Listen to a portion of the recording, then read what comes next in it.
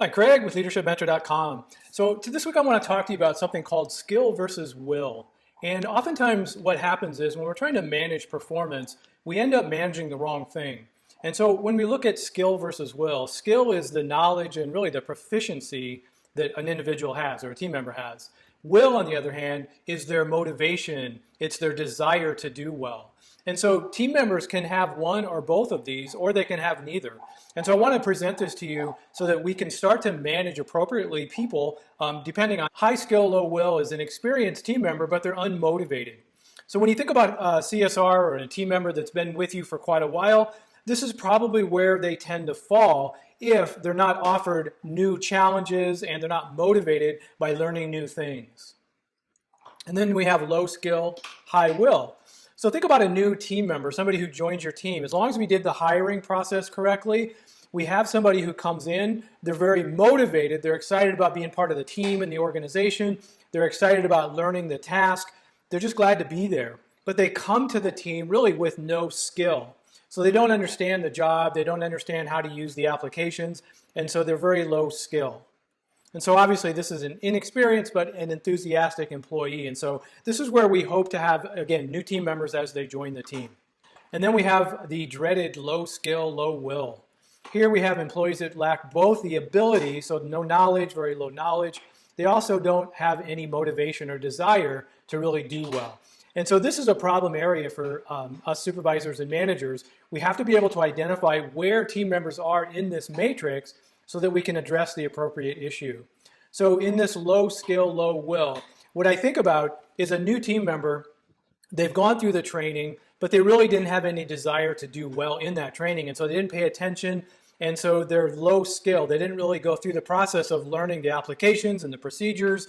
And they also are low will because they're not motivated. And I would say likely they may have started that way, but they could have just been inundated with so much information that if we don't address it along the way, which we'll talk about in a minute, we could end up with a lot of newer people on our team that fall under this low skill, low will. And so this is really a danger area for team members. So let's take a look at a case study. This is the enthusiastic novice. It's a new hire. They have high motivation, but they have low skill. So they're eager to learn, obviously. They're open to feedback and training. And so this is why it's so important that when someone's new, we have a really high touch, high focus on providing them with consistent, optimistic feedback so that they know very quickly how they're doing and where to make adjustments. They adapt quickly, so they bring fresh perspectives and energy. A lot of times we see new hires that they come into the organization and then they bring things to you, suggestions and maybe possibilities to make changes, and that's a good thing. Requires training, obviously. They may make mistakes due to inexperience, and again, that's why we want to have a very high touch, kind of almost a micromanagement level on somebody like this initially, so that we can catch those behaviors that we do not want and those errors that they may be making, and we want to correct those very quickly. And by the way, new hires typically expect to be micromanaged. They need that and they expect that. They don't want to be just left alone to their own demise to figure things out. And then potential for frustration. They could become frustrated if progress is slow. And I think that's where lack of feedback comes in and lack of direction and guidance comes in. So that's the new enthusiastic novice. So what's the management approach when you look at that? So we want to focus on training, feedback, and motivation like we've been talking about. So obviously comprehensive training. I think most organizations do this part of it pretty well. We do think a lot about what's the training that this person needs as they come into either the position, the team, or the organization as a whole. But a lot of organizations do this part of it really well. So they provide training and mentorship. And then we want to provide, as I said, frequent feedback, offer feedback and encouragement. Encouragement is really important. So we don't want to just provide that feedback, but we want to keep it positive and encouraging so that the motivational level or the will level remains high. And then we want to provide clear goals. We want to make sure that they're achievable goals and maintain the motivation. And these are going to be very short-term goals. So they could be daily or weekly. But the idea is that once they take a step, they reach a goal, they feel motivated, and then you add something more to that or a new goal. So in the initial stages, it's really important that we have short-term, very reachable goals so this person can see their progress and they feel motivated because they can see and feel that they're moving forward. And then gradual responsibilities. So we want to increase responsibilities as these skills improve. And this is really important. A lot of times I think where we fall short as an organization is we do a really good job of the training aspect of it, and then we may provide some feedback and encouragement. But once the training part of it is over, oftentimes that's where organizations fail, and we kind of just let them out there, and then 2, 3, 4 months down the road, we may evaluate their performance, and we find out that they've picked up some bad habits. They're not doing what we want them to do. And so it's really important that you look at training and development really in like 90 days to 6 months. Not something that is just the actual training course itself where they're learning procedures, they're learning applications, and then you just let them go. You kind of free them to go out and do the job, and then you move on to the next group that's coming in.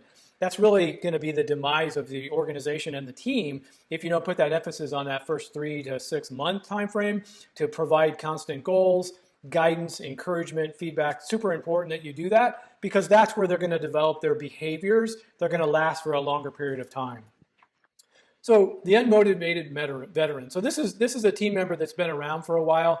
They've gone through, they have probably a very high level of knowledge, so their skill is high. So the advantages, obviously, of having somebody like this is the skill and the knowledge that they have. They can help to maybe mentor other people. A lot of times we tend to, unfortunately, leave these people alone because they don't require any attention. They know the job. They know how to do it. Oftentimes what we do is we leave them alone and they're just out there on their own. They're not getting any encouragement. They're not learning anything new. And that's where they start to fall into some low will issues. They understand the company processes and they handle complex issues efficiently. So this is a person that you're going to be able to delegate to, and they're going to require very little guidance or support probably, but we have to make sure that we are really focused on the will aspect so that they are continually motivated. So the challenges obviously is they lack enthusiasm, maybe in customer interactions. They're resistant to new initiatives. So maybe they've been through so many changes in your organization or in your team that they just don't feel the desire to continue. It's something that it's always something new. It's always something that's changing. And we have to identify those team members that are more resistant to change, that may require a different type of focus by us as their leader.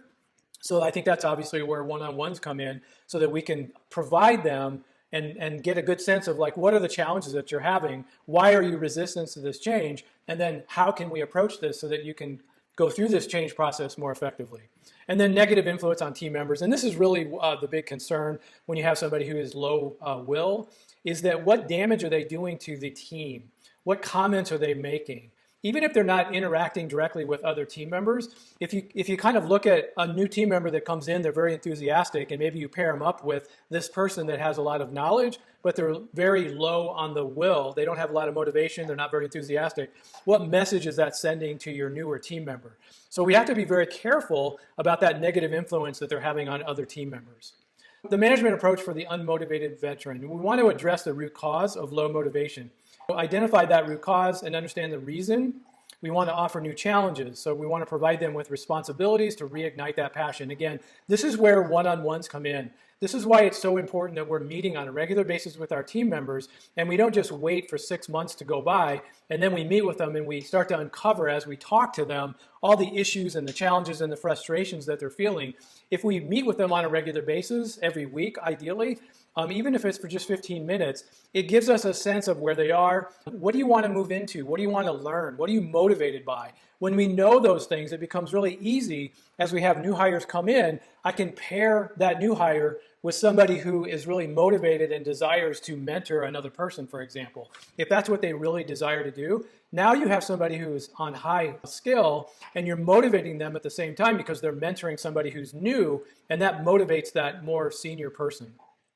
We want to recognize expertise, their expertise and their contributions. And so as this person does contribute to the team, it's important, obviously, that we recognize that contribution on a regular basis.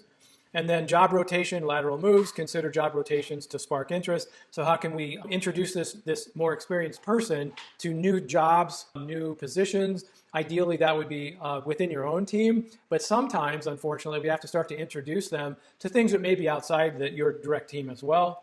And then we have to address workplace issues, so any issues affecting motivation. So again, this is really where providing feedback, doing one-on-ones, all of these things are really going to be key, and they all happen on a regular basis. This isn't something that you just meet with them once a year, and then you go through this list of things that you want to focus on. This is something that happens on a regular basis, ideally weekly. And then balancing skill versus will, we have to recognize where each employee falls. Again, this is the challenge that we have. If you have an issue with a team member and you just assume that they need to learn more, but they already know the job, they know the procedures, they know the applications, they just don't have a desire to do well. They're very low on the will side of it.